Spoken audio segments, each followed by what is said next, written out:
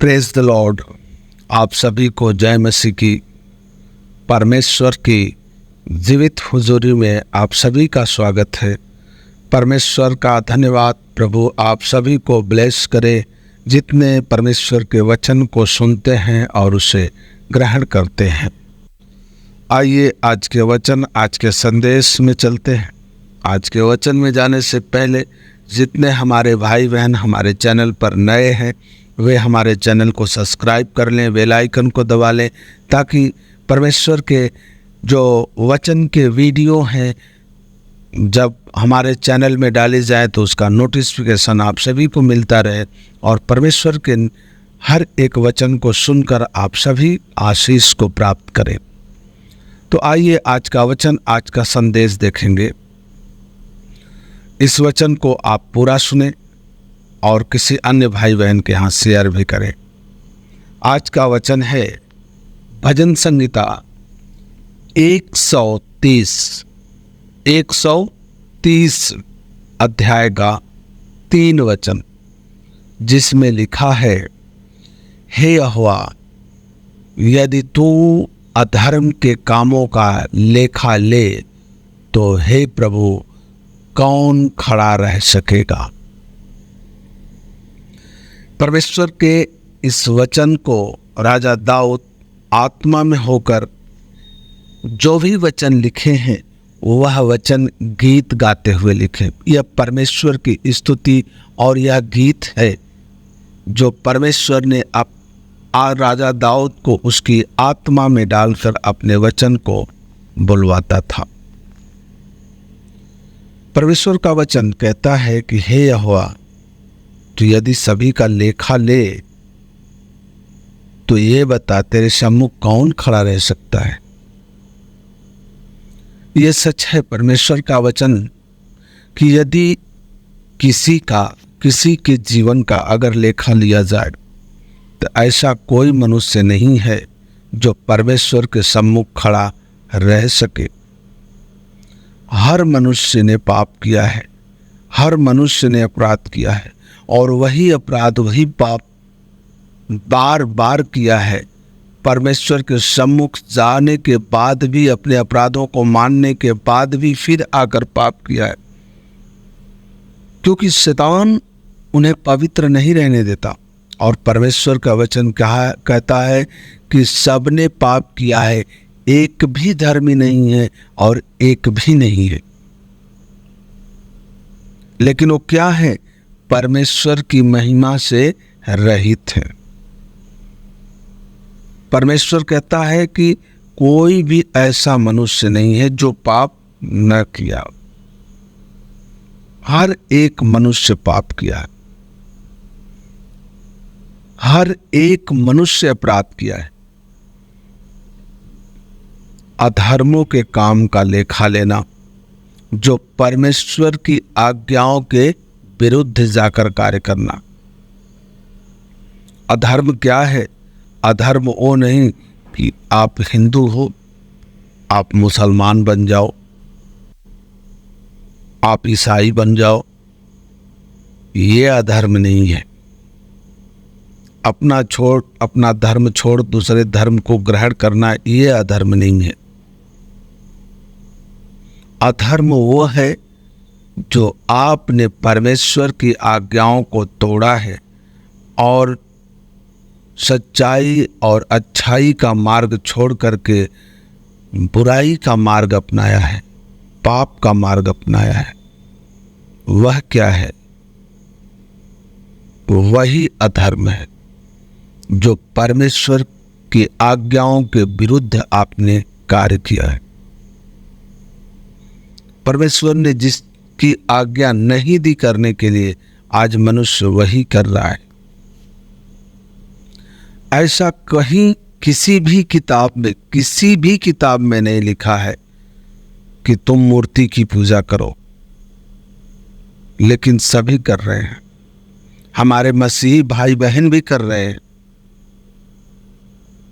वह प्रभु यीशु मसीह की मूर्ति बनाकर पूजते हैं, उसके सामने दंडवत करते हैं, कैंडल जलाते हैं, कितनी जगह धूप जलाई जाती है,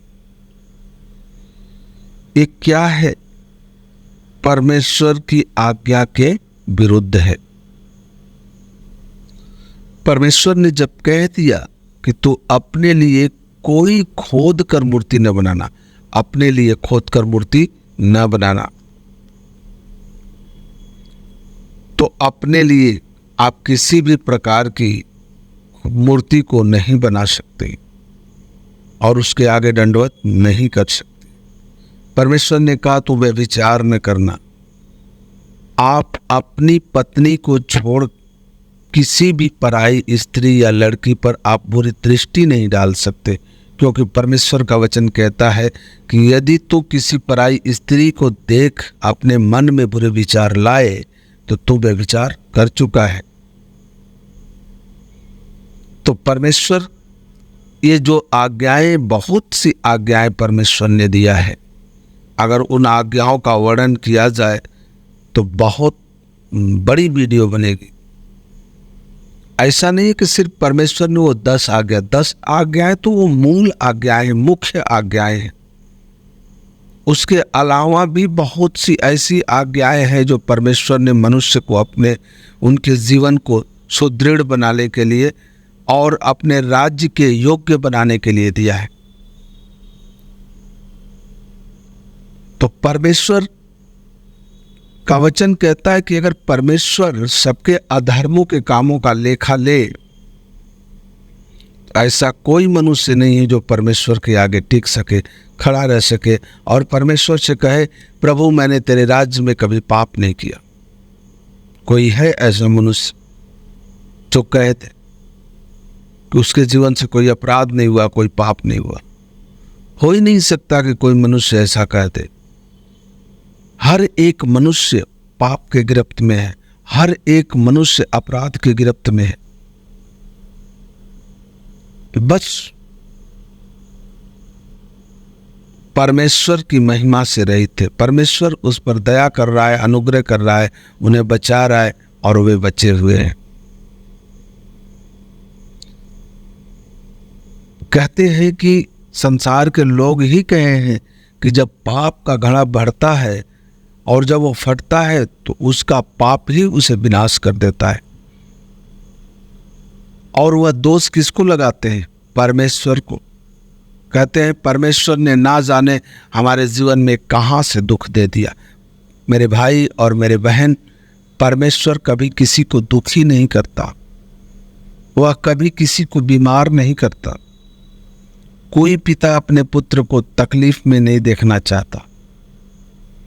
यदि परमेश्वर आप पर कोई संकट आने देता है, तकलीफ आने देता है, तो उसमें उसकी एक योजना होती है। क्योंकि जो आपके अंदर कुछ बैठा रहता है, चाहे डर हो, चाहे भय हो, क्रोध हो या मोह माया, जो कुछ हो आपके अंदर, वह चीज़ें खत्म करने के लिए परमेश्वर वह दर्द देता है, तकलीफ देता है। लेकिन परमेश्वर का दर्द और तकलीफ शारीरिक नहीं, आत्मिक होती है। याद रखना, परमेश्वर कभी आपको शारीरिक दुख नहीं दे सकता। परमेश्वर जब भी देगा तो आपको आत्मिक दुख देगा। परमेश्वर का दुख कुछ पल के लिए होता है। वह आपको सताव में इसलिए डालता है ताकि आप मजबूत हो जाओ। इसलिए परमेश्वर के सम्मुख आप पवित्र बनने का प्रयास करो। परमेश्वर के सम्मुख पवित्र बनो। उसके सम्मुख अपने पापों को जो अंगीकार कर रहे हो उससे छोड़ने का प्रयास करो। मैं जानता हूं कि कोई भी मनुष्य अचानक किसी भी चीज को नहीं छोड़ सकता। इसलिए अगर उस चीज को बहिष्कार कर रहे हो, अपने जीवन से अलग कर रहे हो, तो फिर उस पर ना जाने का प्रयास करो, क्योंकि वह चीजें बार बार आपको खींचेंगी। एक नशा करने वाला व्यक्ति जब उसे नशा करने की वक्त होती है, टाइम होती है, तो उसका नशा उसे खुद अपनी ओर खींचता है। और वह कहता है मैं मजबूर हो जाता हूं नशा लेने के लिए। क्यों? क्योंकि वह स्पिरिट है, वह गंदी स्पिरिट, वह दुष्ट आत्मा, नशे की आत्मा उसे अपनी ओर खींचती है।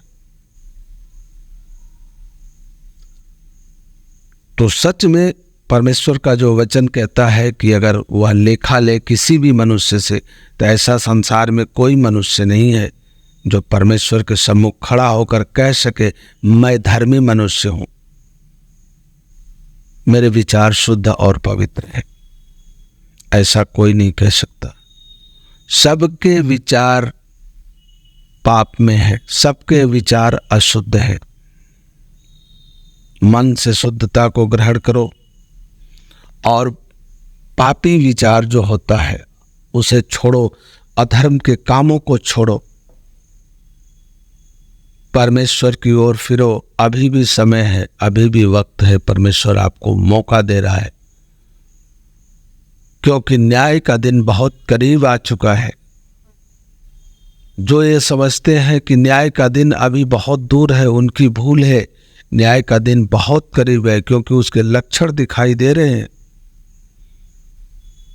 सताव बढ़ता जा रहा है, मसीह पर सताव बढ़ता जा रहा है, और जो उसके लक्षण है, बीमारी, महामारी और भी चीजें हैं, इस पर हम प्रचार नहीं कर रहे हैं, अन्यथा इस चीज को बताते जो सामने दिख रहा है। तो परमेश्वर की ओर फिरो, बुराई को छोड़ो। परमेश्वर के सम्मुख जब आप खड़े हो न्याय के दिन, तो परमेश्वर जब आपका लेखा ले तो आपका जीवन अच्छा मिले, आपके जीवन से कोई पाप न मिले। परमेश्वर आपको स्वर्ग के वारिस बनाए, आप इस योग्य बनो। परमेश्वर इस वचन के द्वारा आप सभी को ब्लेस करे, आशीष दे। और जितने भाई बहन हमारे चैनल पर हैं, यदि उन्हें कोई समस्या है, कोई परेशानी है, यदि वे अपने विषय पर, अपनी समस्या पर प्रार्थना कराना चाहते हैं, तो वे हमारे डिस्क्रिप्शन बॉक्स में हमारा मोबाइल नंबर है, उससे व्हाट्सएप करके, मैसेज करके अपनी समस्या को भेज सकते हैं। उस पर हम प्रार्थना करेंगे। और जो हमारे मिनिस्ट्री, हमारे ग्रुप से जुड़ना चाहते हैं, वे हमारे व्हाट्सएप लिंक जो हमारे डिस्क्रिप्शन बॉक्स में है उस पर क्लिक करके आप हमारे ग्रुप से जुड़ सकते हैं। प्रभु आप सभी को ब्लेस करे, आशीष दे। आप सभी को जय मसीह की।